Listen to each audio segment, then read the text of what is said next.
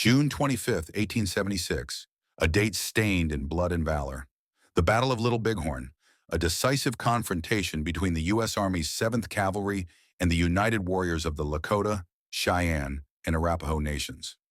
Amid the slaughter, few emerged alive. Among them, Private John Ryan, a man who bore witness to the unimaginable. In this extraordinary first-hand testimony, John Ryan recounts his brutal struggle for survival, revealing the battle's most desperate hours.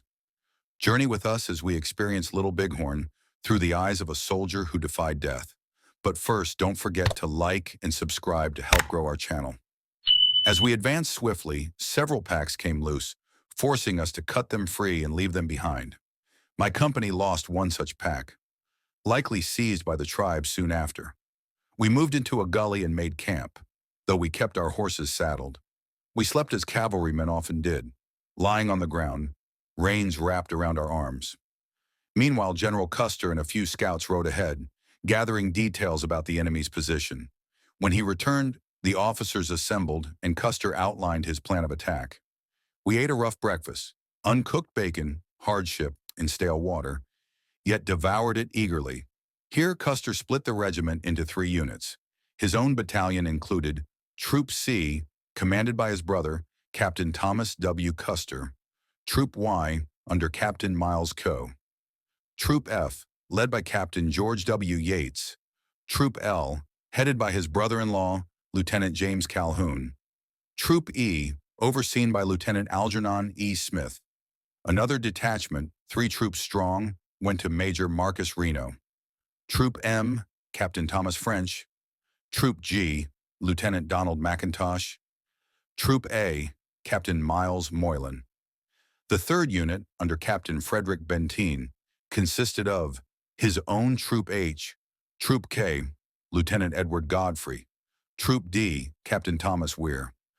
A pack train of 150 mules trailed behind, guarded by Captain Thomas McDougall's Troop B and a squad from each company, directed by Lieutenant Edward Matthey of Troop M. The train initially followed Custer, but later reinforced Reno's men on the bluffs. A stroke of luck, as we were nearly out of bullets. We then crossed the ridge and Lieutenant Hodgson, Reno's adjutant, rode from the front to the rear, instructing the companies to spread out slightly, preventing a dust plume that might betray our position to the enemy. After clearing the divide, we moved through a shallow valley and skirted the bluff's edge. There we spotted empty lodges, their doorways fastened shut. We later learned that General Crook's forces had clashed with the Indians on the 17th, killing several chiefs whose remains were placed inside these lodges, hence the sealed entrances, though we didn't know that at the time.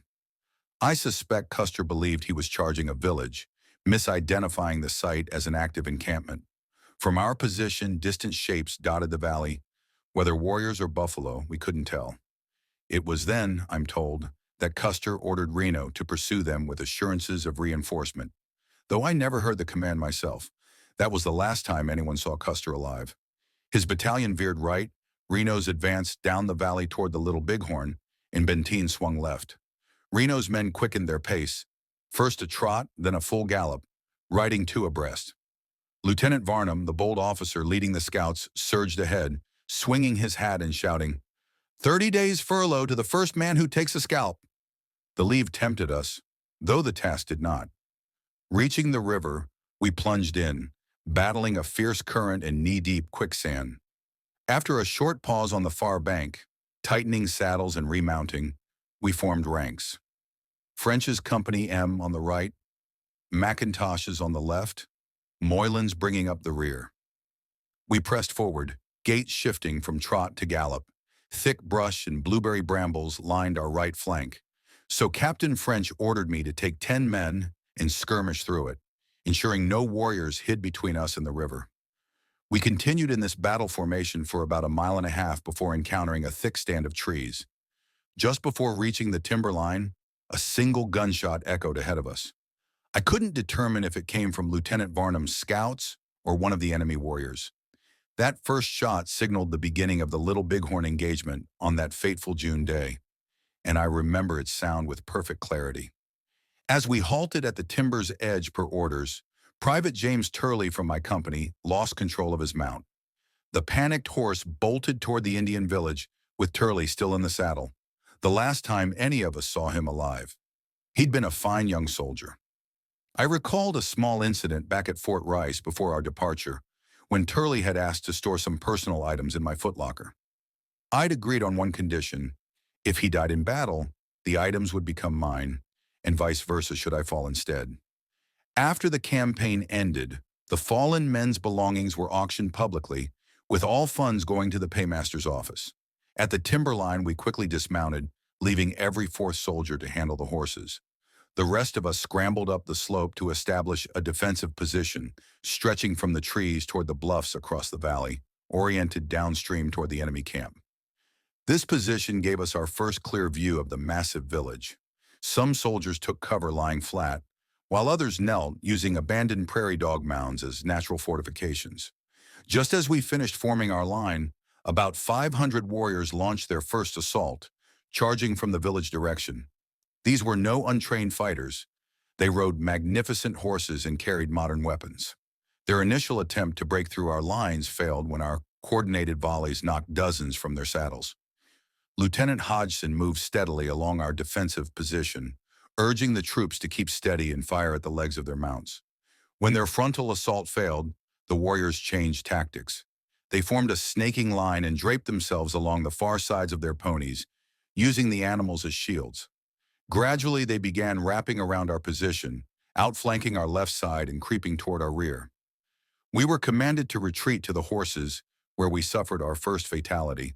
Sergeant Miles F. O'Hara from my own M Company. He'd only recently earned his stripes after Sergeant John Dolan completed his service. O'Hara had been a model soldier, and his death struck us hard. In the aftermath, when we overran the enemy camp, we made a horrific discovery. 3 of our missing men's heads wired together and hung from a lodgepole, their scalps brutally burned away. Their mutilated bodies were never recovered, probably thrown in the nearby river. The withdrawal to our horses became chaotic as soldiers scrambled to find their mounts. Major Reno, now bareheaded but wearing a crimson bandana, shouted the order to saddle up. Looking back toward the river, I saw warriors finishing their deadly circle, weaving through the underbrush while flattened against their ponies. "Captain," I warned French, "they've got us surrounded." He dismissed my concern. "Nonsense. Those must be Custer's troops." At that exact moment, a warrior's bullet tore through Private George Lawrence's neck, exiting his jaw. He collapsed face first into the dirt. Suddenly, we were taking fire from every direction. "Captain," I shouted to French over the gunfire, "our only chance is to fight through them." The situation was dire. We were completely encircled, with the warriors holding the elevated positions. Major Reno galloped up yelling, "Every man who wants to live, with me!" On his command, we launched a desperate charge up the steep bank as one cohesive unit, with Reno leading the breakthrough through the enemy lines. Breaking through their lines plunged us into brutal close-quarters combat, where any man who fell from his saddle or lagged behind faced certain death. Once we carved a path through, we wheeled left toward the nearest bluffs, only to meet another storm of violence. Warriors swarmed us from every direction. Their forces appeared limitless. 30 men fell in that desperate charge, 10 from my own company. Among the dead were Bloody Knife, Chief of Scouts, Charlie Reynolds, the White Scout, and Ezer Dorman, the Black Interpreter. Lieutenant Hodgson was shot and unhorsed, while Lieutenant Donald McIntosh, Chamanamaz of Company G, a courageous and steadfast officer, perished outright. Cut off from the main force, Lieutenant DeRudio, Scout Fred Gerard, and a dozen others took cover in the brush, woods, or beneath the riverbank. Some, like Sergeants Charles White and Patrick Kearney of my unit, later told me they hid submerged to their necks in the river until nightfall, when they finally rejoined us on the bluffs. The river here stretched 50 yards wide, with chest-deep currents. The wounded Lieutenant Hodgson, now horseless, begged for help crossing. Trumpeter Fisher, bounced to our company, reportedly let him clutch his stirrup, dragging him through the water, only for Hodgson to take another bullet midstream and drown. 3 men later claimed to have aided him in his final moments. The fighting before the crossing was savage. Men fired revolvers point blank into warriors' chests. When ammunition ran dry, soldiers dropped pistols to grab carbines, no time to holster them. Had Reno delayed retreating from the timber even slightly, we'd have been wiped out. The odds were 10 warriors to every soldier. The far riverbank was a sheer climb, negotiable only by a single-file buffalo trail. As we clawed our way up the bluff, we lost more good men to Sioux bullets. Dr. DeWolf, the expedition's contract surgeon, Sergeant Clare from K Company, along with Company M's farrier William Meyer and Private Henry Gordon. Their corpses lay within our defensive perimeter, sparing them from mutilation. When we finally reached the summit, a horrific panorama unfolded below. Warriors swarming like ants over our dead, stripping uniforms and taking trophies from the fallen. The grasslands burned around us as officers shouted orders through the smoke, trying to reorganize decimated units. Just as our ammunition dwindled to nothing, Benteen's battalion miraculously appeared, our first sight of them since dividing forces. Moments later, the pack train arrived with McDougal's Company B, a godsend that replenished our nearly empty cartridge belts.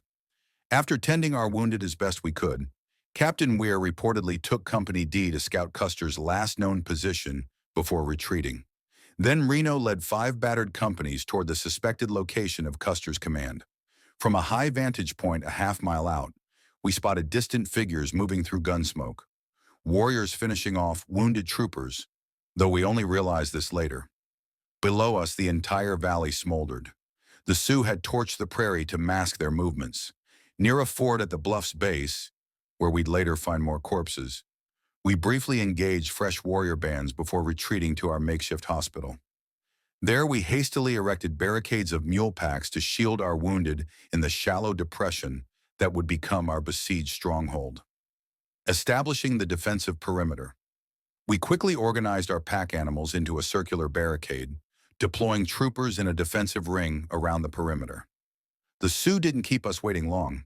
They emerged in overwhelming numbers from the direction we'd come, launching wave after wave of attacks.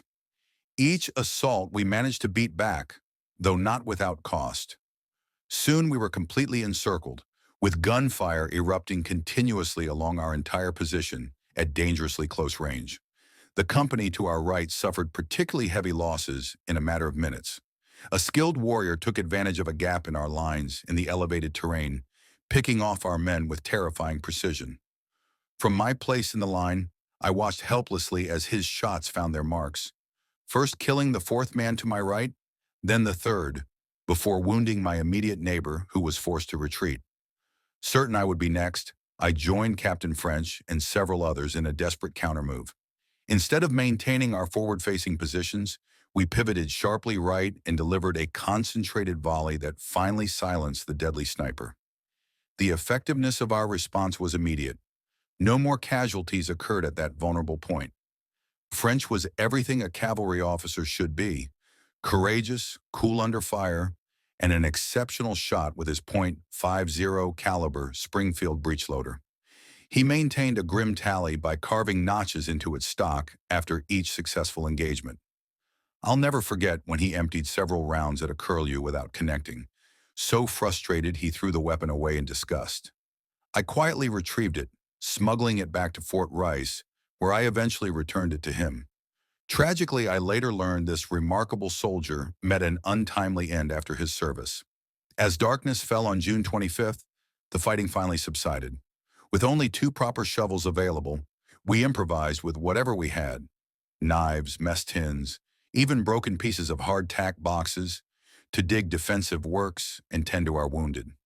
Working through the night, we built makeshift defenses using whatever we could scavenge: crates of hardtack, sacks of provisions, grain bags, and even our own blankets. Though ammunition and food reached our lines after dark, our throats burned with thirst. The river taunted us, just 300 yards away but firmly under Indian control. Several brave souls tried slipping through to fetch water under cover of darkness. None returned successful, and some didn't return at all. Near midnight, a trumpet's blast cut through the darkness.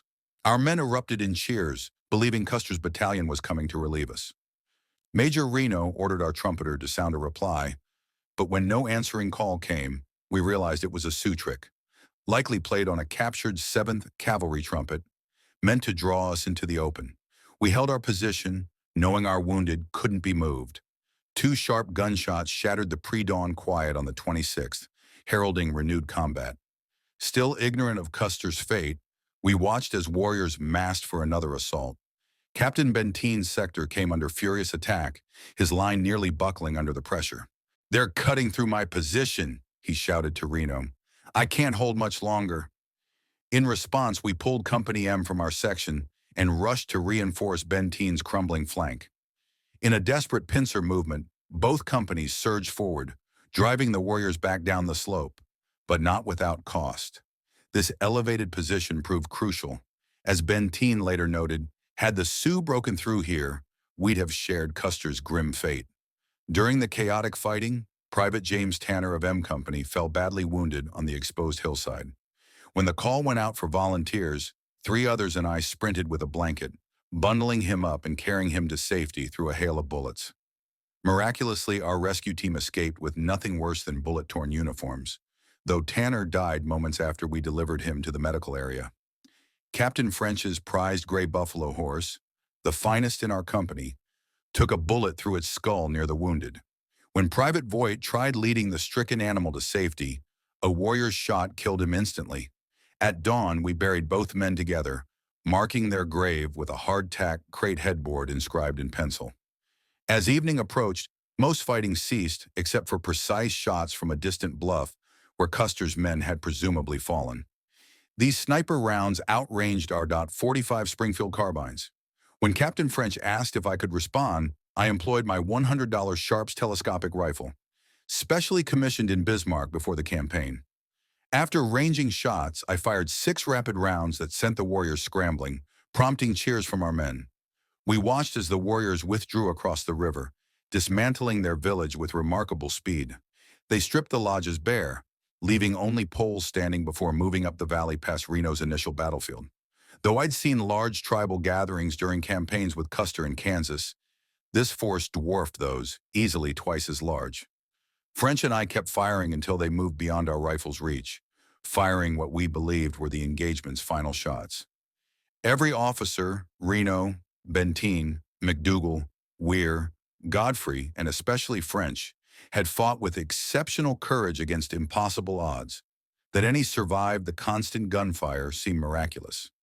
Evidence suggested some troopers had been captured and tortured. We later found charred uniform fragments near what appeared to be human remains tied to trees. Several officers like Harrington and Porter remained missing, while many bodies proved unidentifiable during burial details. With the enemy gone, we finally unsaddled our mounts, still saddled since June 24th, and improved our defenses. We hauled water from the river, built proper horse shelters, and reinforced the wounded's protection, anticipating another attack that never came. The ferocity of the fighting became starkly clear in Reno's casualties: 45 dead and 60 wounded between the Valley skirmish and the Bluffs defense. My company paid dearly. Of 45 men and mounts engaged, we lost 14 troopers and our second lieutenant, with 10 more wounded and 15 horses killed or crippled. That night, an unnatural quiet settled over the land, devoid of any warrior activity. Daybreak showed the Sioux camp abandoned, only lodge poles remaining like skeletal sentinels. A distant dust plume stirred debate. Was it returning warriors or reinforcements? Officers peering through field glasses confirmed the latter. Reno sent scouts who verified it was General Terry's column approaching, with Gibbon's command, having already counted 207 dead on Custer's Field before crossing the river. Terry's troops established camp near the river bend where Reno had retreated. When Terry and his staff rode up to our position, their arrival brought both relief and anguish. The grim reports from Custer's battlefield cast a pall over our survivors as we turned to burying our dead on the bluffs. With heavy hearts, we gathered excess weapons, shattering stocks before burning them, and destroyed unneeded saddlery we couldn't transport. Terry's men gently evacuated our wounded after stripping their bloodied uniforms. The hardest duty came with inspecting the horses. Troopers steeled themselves to put down grievously injured mounts, though some hesitated before ending their faithful companion's suffering. 5 companies from Reno's battered command advanced along the bluffs toward Custer's last position. At the bluff's end stood an abandoned fortification, likely where Custer had attempted his doomed river crossing, evidenced by the first cluster of his fallen men we discovered. When Benteen's forces had earlier reinforced Reno on the bluffs, these same 5 companies had initially pushed along the ridge toward Custer's suspected location before Indian attacks forced their retreat to defend the wounded. The Crow scout Curley's survival bordered on miraculous. During Custer's initial engagement, he reportedly 1. Blended with Sioux warriors by swapping his crow blanket 2. Silenced his pony in the underbrush 3. Later commandeered a Sioux horse to flee downriver under pursuit. His dramatic debrief with General Terry became legendary. Using scattered leaves to represent the dead, he acted out the battle's final moments. Poom! Miming gunfire, before collapsing to demonstrate each soldier's fate. Though initially disbelieved, his crude sketch of encircled troopers and his leaf scatter metaphor, white men dead as autumn leaves, proved tragically accurate. No praise could overstate Captain Benteen's valor. His critical actions, routed warriors from the ravines, secured the water route despite withering fire, saved Reno's survivors from annihilation. Where others might have faltered, his relentless assaults kept open the lifeline to the river. A feat that meant the difference between survival and sharing Custer's fate. Captain Benteen emerged as Reno's most crucial ally. His steady judgment and fearless leadership became the bedrock of survival for the besieged command. While Reno's men scrambled in retreat under relentless attack, Dr. Porter found himself at the heart of the chaos, tending to the wounded as bullets whizzed past. Amid the disorder, Lieutenant Matthey distinguished himself with quick thinking. Upon reaching the hilltop, he transformed dead livestock, supply crates, and medical packs into a life-saving barricade. What began as shelter for 10 wounded soon expanded to protect 52, a testament to his resourcefulness under fire. Dr. Porter later credited Matthey's actions with preventing countless deaths, while also praising Fred Gerard, whose medical skills proved nearly equal to his own. Gerard assisted in grueling amputations and remained a pillar of strength throughout the ordeal. Their efforts were all the more critical given the devastating loss of other medics. Dr. Lord perished with Custer's battalion, and Dr. DeWolf was cut down during Reno's desperate climb to the bluffs. This account sheds light on the unsung heroes of Little Bighorn, men whose courage and ingenuity defied annihilation. For more untold stories of the Great Sioux War, subscribe and explore our upcoming videos. The Battle of the Little Bighorn wasn't just a clash of arms, it was a collision of fates. Custer's fall became legend, but the real story lies in the shadows of those who survived. Benteen's desperate stand, Matthey's bloody barricade of corpses and crates, Gerard's battlefield surgeries without anesthesia. What secrets died with the 7th Cavalry that day? Why did Reno's men hear a lone trumpet call at midnight? Was it a trick or something far darker? And what really happened to the missing, like Lieutenant Harrington, whose body was never found? One thing is certain, every survivor carried ghosts, every bullet scar told a story, and every decision, from Curley's daring escape to Benteen's last-ditch charges, rippled through history. What would you have done in their boots? Drop your theories below. Was it destiny, arrogance, or sheer bad luck that sealed Custer's fate? And don't miss our next video where we reveal the chilling Sioux accounts of the battle. Accounts the U.S. Army never wanted you to hear. Like and subscribe now. History's greatest mysteries are waiting.